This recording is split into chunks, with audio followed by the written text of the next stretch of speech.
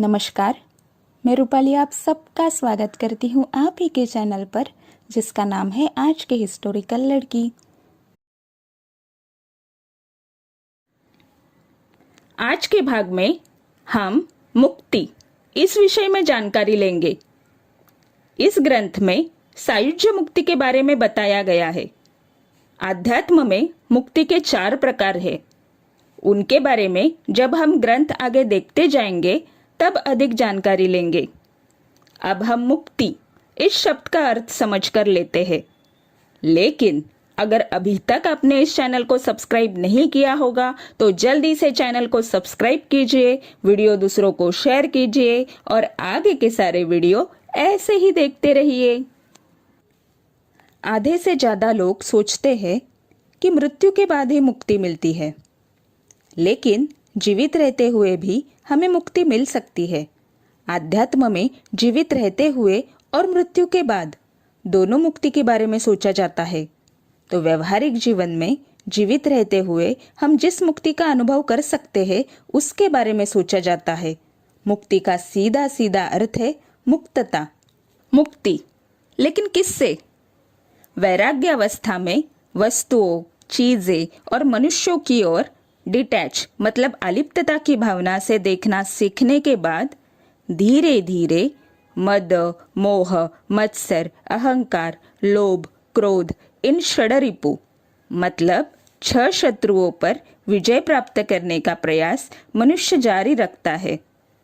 अलिप्तता में सामने वाला व्यक्ति और मैं अलग अलग है यह समझने के बाद आसपास की परिस्थिति और सामने वाले व्यक्ति के मन की स्थिति महसूस करने के बाद क्रोध, लोभ, मद, मोह, मत्सर और अहंकार धीरे धीरे अपने आप कम होना शुरू हो जाते हैं। अलिप्तता की भाव में व्यक्ति केवल सामने वाले मनुष्य के बारे में नहीं बल्कि सबसे पहले अपने बारे में सोचने लगता है। फिर शुरुआत होती है जीवन का हर एक क्षण होशपूर्वक सचेत भाव से जीने की, हर पल में छोटी छोटी बातों में खुशी ढूंढने की। क्रोध, लोभ, मद, मोह, मत्सर और अहंकार खत्म होने के बाद इसके साथ आने वाले दुख, चिंता, निराशा खत्म हो जाती है। इसके वजह से मन शांत रहता है। मन शांत होने के बाद विचार शून्य हो जाते हैं, मतलब विचारों से मुक्ति मिलती है। जब विचार शून्य हो जाते हैं तब यह एहसास हो जाता है सभी चीजों से मुक्त होकर मन से आनंद लेने का मतलब क्या है। यह भी जीवन जीते हुए अनुभव कर सकते हैं इस प्रकार की मुक्ति। यदि आप पुराण, उपनिषद, ग्रंथ पढ़ते होंगे तो एक ही आत्मा पृथ्वी पर भिन्न भिन्न रूपों में जन्म लेती है, यह जरूर पढ़ा होगा। जिन्हें ज्योतिष शास्त्र का बेसिक पता है उनके यह तुरंत ध्यान में आ जाएगा। पत्रिका मतलब जन्म लग्न कुंडली कौन से आधार पर बनती है? सबसे पहले यह पत्रिका मतलब क्या है? तो पत्रिका मतलब आपके जन्म के समय पूर्व क्षितिज पर उगने वाले या उदित होने वाले राशि को प्रथम स्थान में लिखा जाता है और उसे ही अपनी लग्न राशि कहा जाता है।